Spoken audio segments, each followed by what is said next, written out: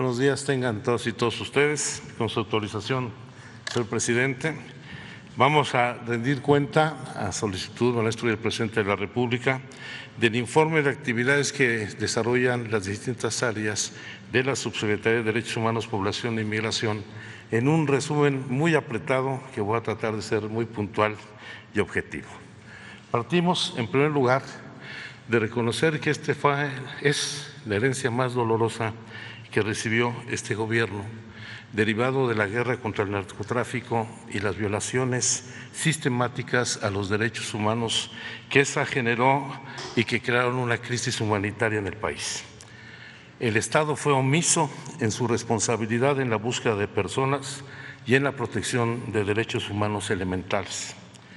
Desde el inicio de este gobierno reconocimos la magnitud de esta tragedia y asumimos el compromiso de construir las capacidades institucionales para encarar esta situación, poniendo siempre en el centro de la atención a las víctimas. Y para ello se creó el Programa Nacional de Derechos Humanos, que es el instrumento que coordina todas las actividades de manera transversal en materia de defensa, protección y garantía de los derechos humanos de todas las instituciones públicas del Gobierno federal. En materia de búsqueda e identificación de personas, reinstalamos el Sistema Nacional de Búsqueda y hemos procurado su fortalecimiento. Por supuesto que el primer paso, además de nombrar a la titular de la comisión, fue la creación de las 32 comisiones locales de búsqueda que a la fecha, hasta este año, han recibido más de 1.800 millones de pesos para fortalecer sus actividades de búsqueda y sus capacidades forenses, siempre en un trabajo coordinado con familiares y colectivos. Esto ha incrementado de manera significativa la intervención de la Comisión Nacional de Búsqueda en las labores de búsqueda de personas desaparecidas con los familiares, que antes no se hacía. Del 8 de febrero de 2019 al 24 de octubre del presente año se han realizado ya 3.356 jornadas de búsquedas en 28 entidades federativas y en 404 municipios. Junto con ello, se han desarrollado los nuevos instrumentos para fortalecer el Sistema Nacional y a la Comisión Nacional de Búsqueda. Por supuesto, el Registro Nacional de Personas Desaparecidas y No Localizadas, que registra a la fecha 106.780 personas desaparecidas entre 1964 al día de ayer, el Registro Nacional de Fosas Clandestinas y Cuerpos Exhumados, que no existía y que suman hoy 2.386 fosas clandestinas y 4.180 cuerpos exhumados, así como los protocolos homologados de búsqueda que busca coordinar las acciones de las fiscalías de los estados, la Fiscalía General, con todas las organizaciones del sistema en estas tareas, así como el protocolo de búsqueda de niñas, niños y adolescentes, la creación del Comité del Sistema Único de Información Tecnológica, la mesa de trabajo de búsqueda de personas migrantes, los lineamientos para el mecanismo de apoyo en el Servicio Exterior de Búsqueda de Personas, eso se hace en coordinación con la Secretaría de Relaciones Exteriores, y el inicio de un programa que pronto daremos a conocer de búsqueda generalizada en vida a partir de la búsqueda intensiva en muy diversas fuentes de datos. Les presentamos de manera muy sintética la situación de la evolución de este fenómeno de personas desaparecidas y no localizadas, en donde podemos ver cómo, si bien el número de personas desaparecidas sigue un registro importante de crecimiento, es mayor ya, afortunadamente, el número de personas localizadas. Ponemos el ejemplo de lo que ha sucedido en nuestro gobierno, donde se registró un total de 103.833 denuncias de personas desaparecidas y no localizadas, de las cuales se mantienen 44.000 personas en esta condición y 59.709 han sido localizadas, cerca del 60%, y se mantendrá esta tendencia. Junto con ello, el otro problema delicado es la crisis forense y la falta de identificación humana, en donde el Estado mexicano, lamentablemente, y en los estados en particular, no cuenta con las capacidades institucionales para atender el rezago de más de 52,000 cuerpos que permanecen sin identificación en las fosas comunes de los panteones públicos y en los servicios forenses del país. Para eso, en coordinación con las familias y los colectivos, creamos el Mecanismo Extraordinario de Identificación Forense y hemos avanzado en crear una infraestructura que no existía anteriormente y que hoy nos permite tener 2 centros regionales de identificación humana, uno en Saltillo, Coahuila, y otro en la capital de San Luis Potosí, centros de resguardos temporales de cuerpo en Jalisco, Michoacán, Tamaulipas y Veracruz. Estamos en el proceso de construcción y ampliación de la infraestructura en el Centro Estatal de Identificación Humana en Tamaulipas, los centros de resguardo en Morelos y Nayarit, los centros de identificación y resguardo de Baja California, Colima, Sinaloa y Sonora, el fortalecer los laboratorios forenses móviles en Sonora y fortalecer todo el registro que nos vaya a permitir no solamente en materia forense identificar las fosas clandestinas, los contextos de hallazgo, sino también contar con la base genética que permita la identificación. Para eso creo que el paso más significativo que se ha dado por parte del Gobierno es la reforma a la ley que permite la creación del Centro Nacional de Identificación Humana, que estará establecido en el municipio de Xochitepec, en el Estado de México. Es un comodato que ha brindado el Gobierno del Estado. Quisiéramos pedirle al señor gobernador, abusando, presidente, que nos done el edificio para evitar problemas administrativos y burocráticos para hacer adecuaciones al edificio, donde ya ahora se está en el proceso de reclutamiento de personal y su entrenamiento masivo, particularmente con una nueva generación de peritos forenses, antropólogos, médicos legistas, médicos forenses, etcétera, en donde en su mayoría son jóvenes, 85% menores de 40 años, mayoría de mujeres, el 81% de distintos estados, 14 estados de la República, y en su mayoría egresados de instituciones de educación pública y un buen porcentaje, el 60% con posgrado. Aquí hemos contado con un apoyo importante de cooperación internacional que se deriva de lo que es el acuerdo bicentenario con los Estados Unidos, donde las agencias de los Estados Unidos van a dar un apoyo muy importante, más de $4 millones para la obtención del laboratorio de identificación genética de punta, para el software, énfasis que permita la identificación, para mantener el desarrollo del centro regional en el caso de Saltillo, y esperemos que este año podamos ver realizados ya la instalación, la adecuación del edificio, la instalación plena de los equipos y laboratorios del centro. Aquí queremos destacar un compromiso que ha cumplido el señor presidente de la República en cuanto a los recursos asignados a la comisión y el incremento de su personal, con lo que podemos acreditar que el presupuesto de la Comisión Nacional de Búsqueda pasó de 400 millones de pesos ejercidos en el 2019 a más de 1,100 millones de pesos para el próximo año, en donde la brecha con el gobierno anterior es inmensa,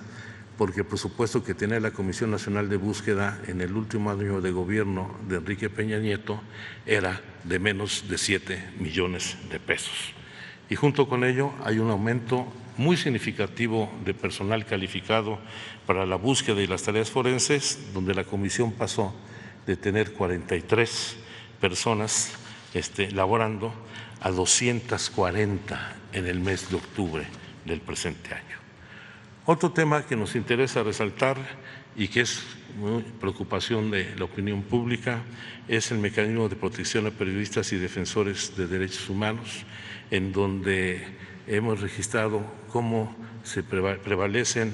un conjunto de agresiones particularmente vinculadas con el crimen organizado,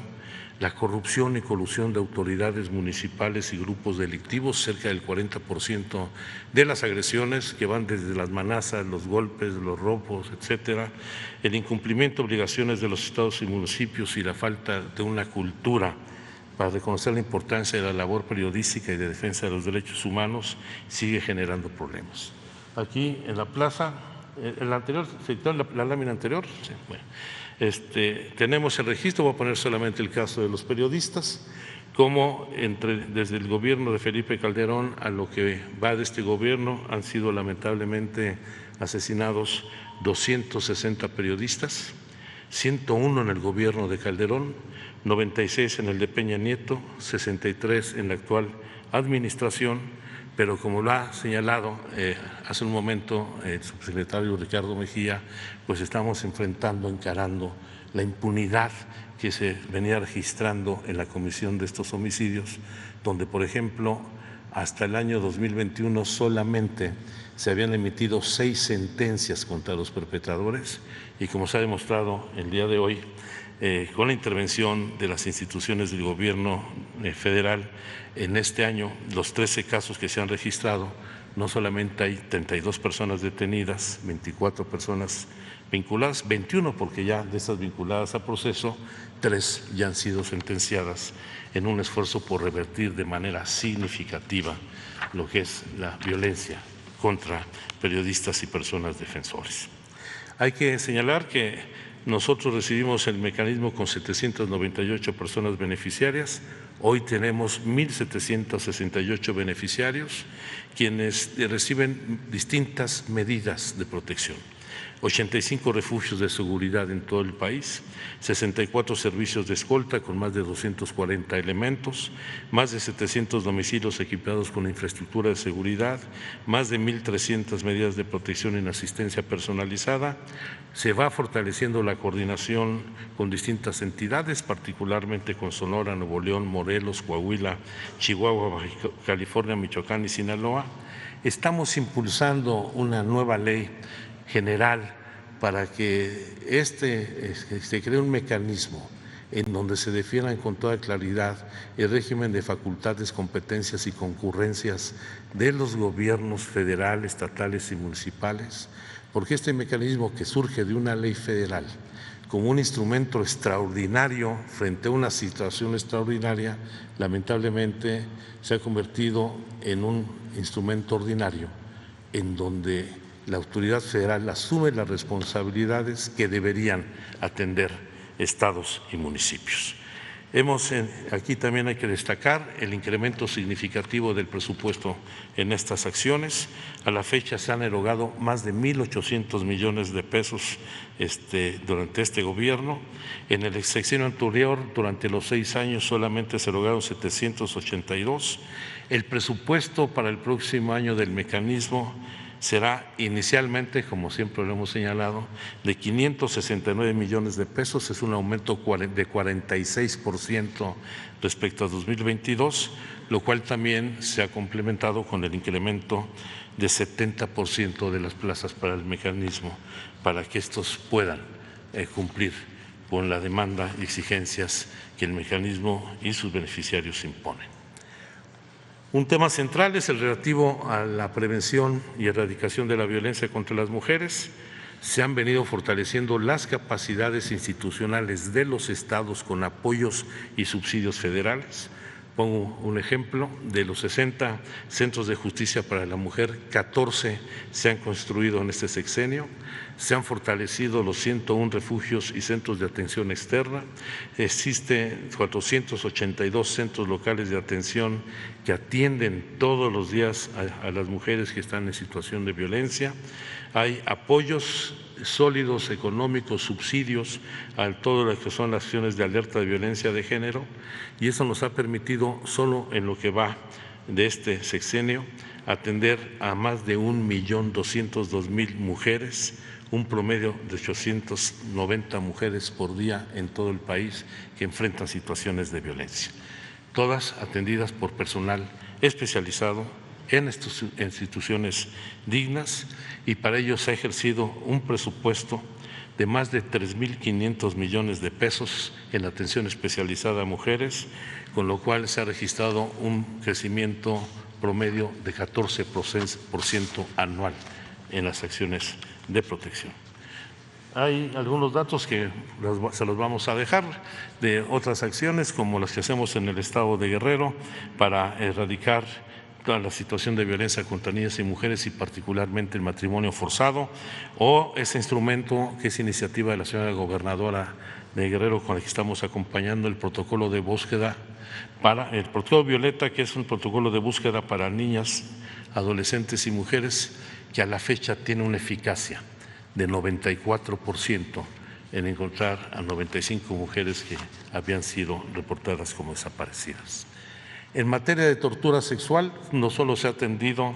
la sentencia del caso Mujeres Víctimas de Tortura en Atenco, después de la represión de que fueron objeto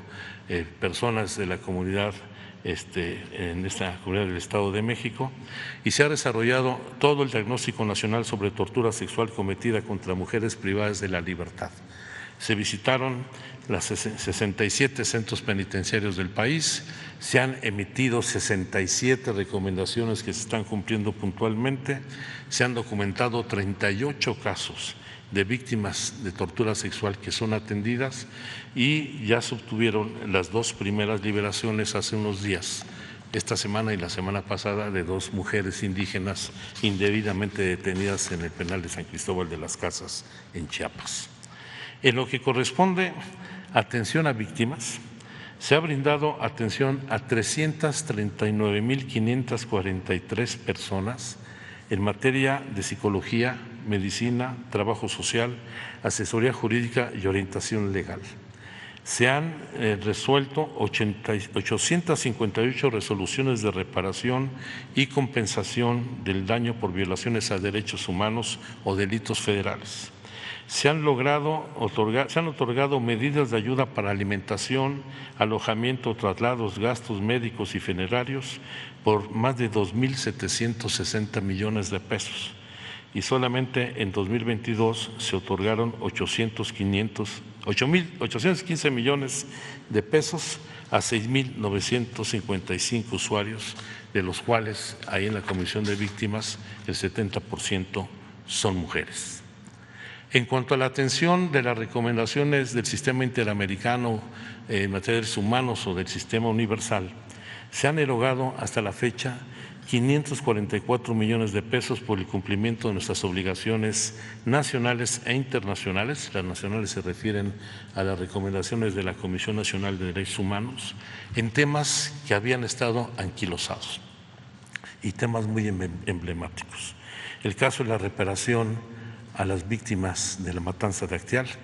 a los mineros que perdieron la vida, a las familias de los mineros que perdieron la vida en Pasta de Conchos, los problemas vinculados con el ejido Puebla en Chenaló, la atención a la sentencia en el caso Inés Fernández en Ayutla de los Libres. Se han llegado a 12 acuerdos de solución amistosa reconocidos por la Comisión Interamericana de Derechos Humanos. Se han realizado 8 actos de reconocimiento de responsabilidad internacional por parte del Estado mexicano, el más reciente, el caso de Digna Ochoa, la semana pasada, y se reconoció la competencia del Comité contra las Desapariciones Forzadas que se están atendiendo puntualmente.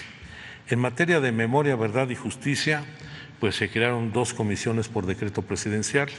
la Comisión para la Verdad y el Acceso a la Justicia del caso de Ayotzinapa. No me voy a detener aquí, no solamente porque se presentó el informe el pasado 18 de agosto, el informe preliminar de los avances, y no sé por qué tengo la impresión de que va a haber preguntas al respecto el día de hoy. Y por supuesto la Comisión por la Verdad, el Esclarecimiento Histórico y el Impulso a la Justicia de las violaciones graves a los delitos cometidos entre 65 y 1990, donde ya la Comisión, con familiares y sobrevivientes, han hecho ya pues su intervención en el campo militar número 1, todas las labores de reconocimiento, se han definido los espacios inspeccionados con base a la documentación proporcionada por la Secretaría de la Defensa Nacional y el testimonio de los sobrevivientes, y todos los días se sigue revisando los archivos, tanto en el Archivo General de la Nación como en la Secretaría de la Defensa Nacional, incluyendo el campo militar número 1. Hay diálogo entre las víctimas y se han impulsado sitios de memoria. En materia de refugios es un tema que nos interesa mucho destacar porque es uno de los fenómenos que ha irrumpido en esta administración. Desde el año 2021, México es el tercer país con el mayor número de solicitantes de condición de refugiado a nivel mundial. Solo de 2013 a la fecha, a septiembre de 2022, la Comar ha registrado 387,541 solicitantes de condición de refugiado, de los cuales el 85,5% corresponden a esta administración. De 2013 a la fecha, se han reconocido 92,319 personas en condición de refugiadas,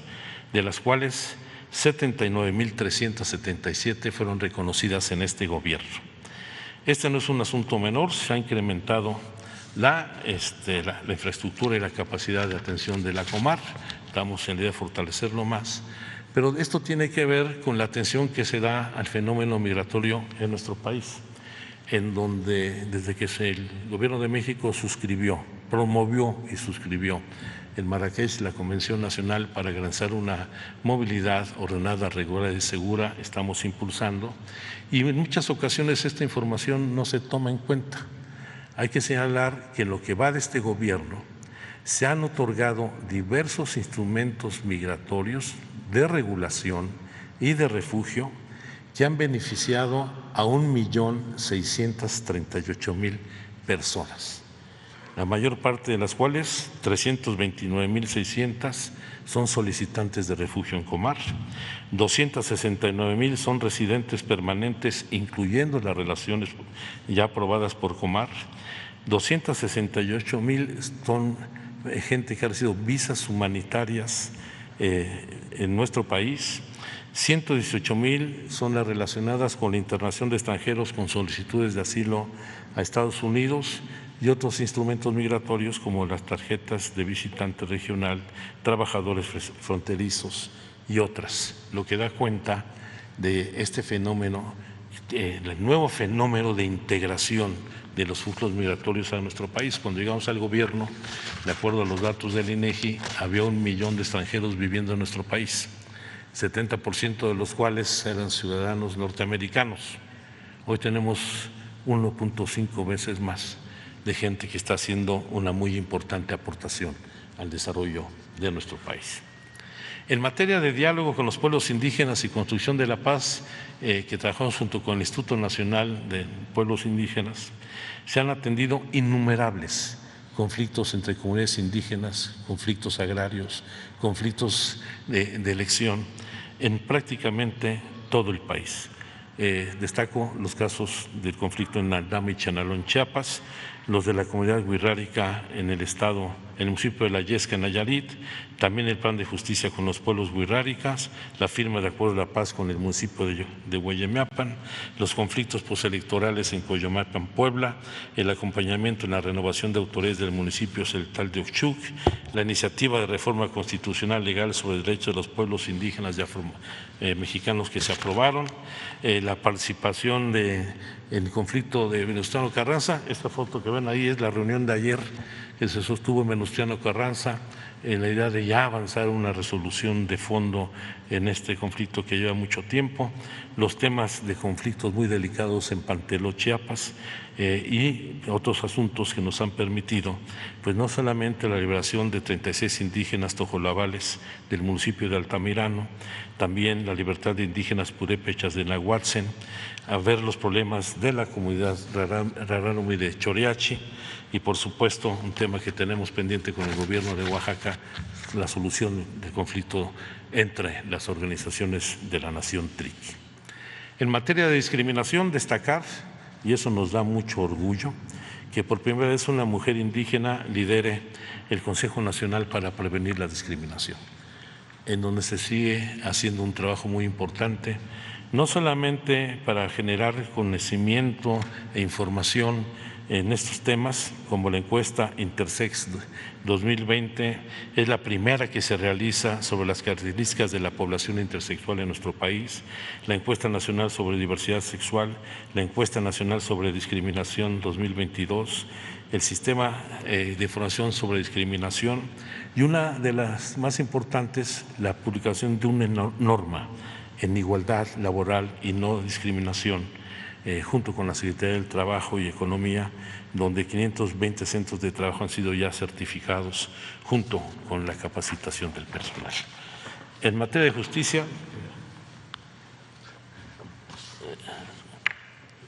la Comisión de Amnistía, hasta el día de lunes, que fue su reunión, ha otorgado el beneficio a 250 personas. 162 de estas han sido ya declaradas procedentes por la autoridad judicial, es decir, están en libertad. Hemos avanzado en traducción de la ley a lenguas indígenas, se acompaña a 2 entidades para que ya cuenten con leyes de amnistía y se ha instalado el Comité de Preliberaciones, del cual la señora Secretaria de Seguridad y Protección Ciudadana dará cuenta. En materia de política migratoria se ha hecho un trabajo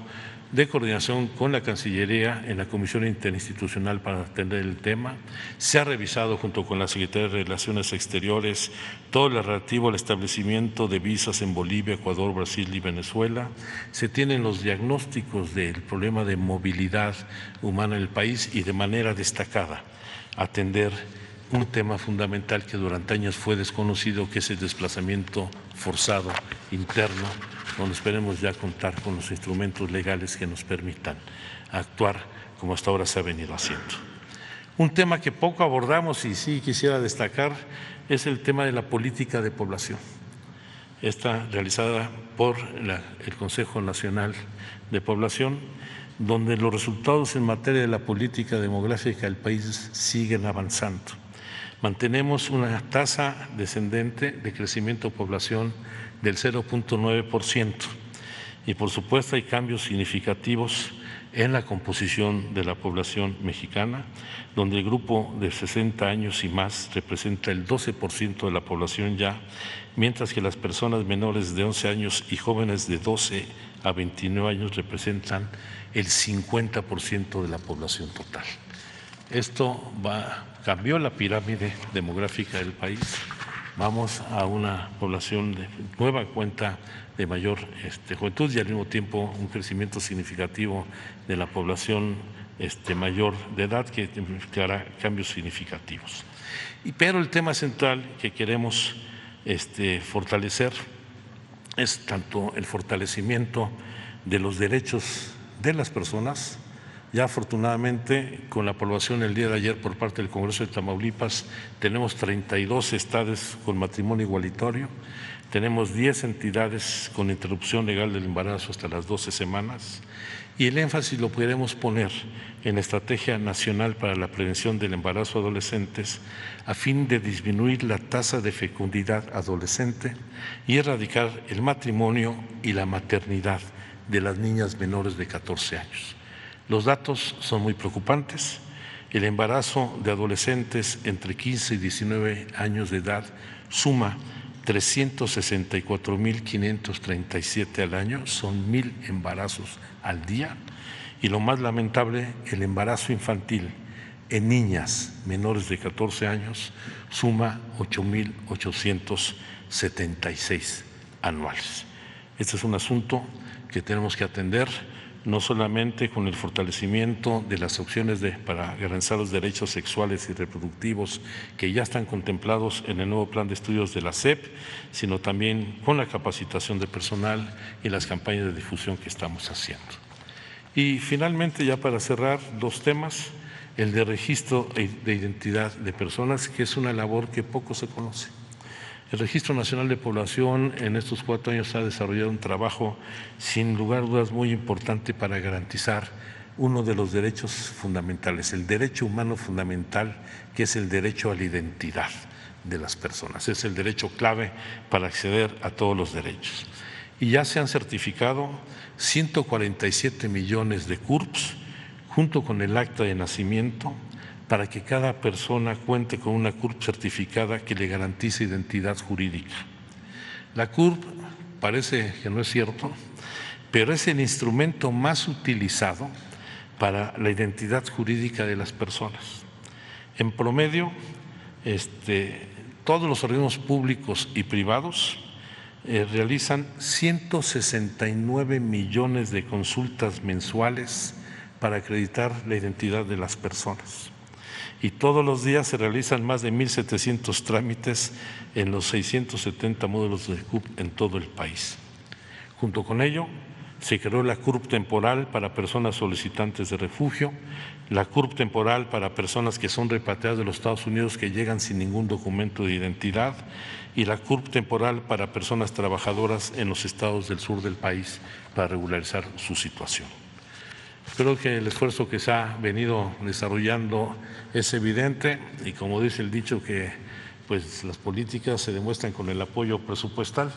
El presidente asumió un compromiso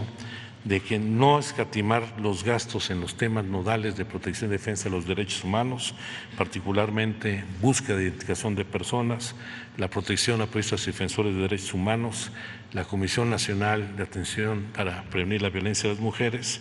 donde el presupuesto en estas tres áreas pasó de 477 millones en 2018